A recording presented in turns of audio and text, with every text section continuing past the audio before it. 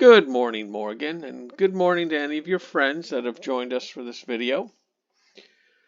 All right, it's time for training video 44, old string formatting. It looks like a rehash of what we saw in, was it video 41 or 42?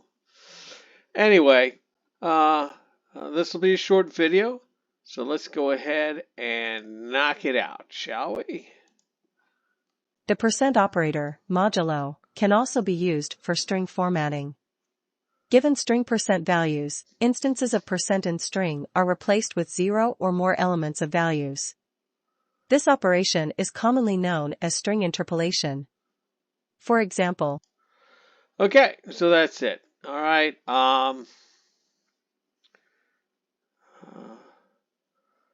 It's more formatting of numbers. I got nothing really to add to this other than I would do it the new way. All right. So anyway, that's going to finish this part of the training video. Now let's go ahead and run some code. All right. Just some boring code. We're going to go ahead and you see we import the math function that we imported a couple videos back. And all the math is just buried right in the print statement. See that? You got your little number here, and we're calling the math function and the pi method.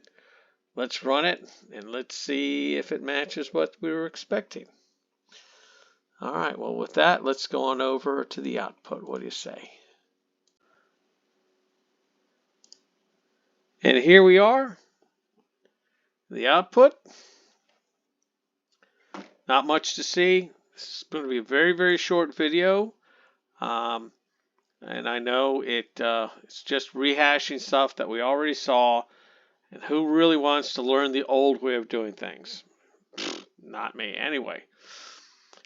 Go out and have some fun. Try not to get in any trouble, and we'll see you in the next video.